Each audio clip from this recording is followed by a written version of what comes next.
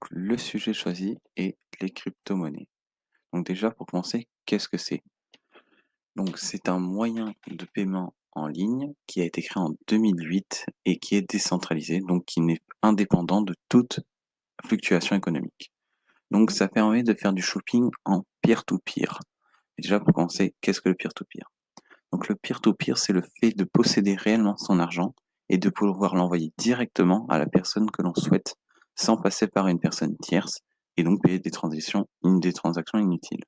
Donc l'exemple de la banque, Madame Juliette demande au banquier si elle peut envoyer son argent à Monsieur Pierre et donc elle peut. Mais elle doit passer par le banquier, ce qui crée un délai des transactions et ce qui permet seulement l'enrichissement du banquier. Donc, la blockchain, donc c'est un développeur anonyme qui s'appelle Satoshi Nakamoto qui l'a créé. C'était à la fin de la crise de 2018 pour la crise des subprimes et donc elle a été pour but à une alternative au dollar ou à l'euro. Donc c'est le Bitcoin et c'est comme on l'a dit, c'est une alternative au dollar.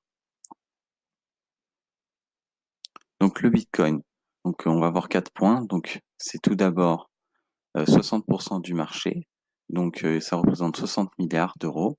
Ça prend 10 minutes entre chaque transaction et c'est 100% automatisé grâce à la blockchain. Donc pour automatiser, on a besoin de mineurs, donc ce sont des ordinateurs super puissants qui effectuent des calculs et pour ça, ils sont rémunérés en gagnant des bitcoins. Donc le bitcoin, donc le dernier bitcoin sera miné en 2140. Il est à 99% utilisable dans tous les cas. On estime qu'il vaudra 1 million d'euros en 2114 et ce sera un moyen de paiement classique. Donc les avantages à utiliser le Bitcoin. Donc tout d'abord, c'est un transport digital, on n'a pas à posséder la monnaie. Le transfert est rapide et sécurisé et pas cher étant donné qu'il est automatisé. Impossible de confisquer la monnaie et impossible à falsifier.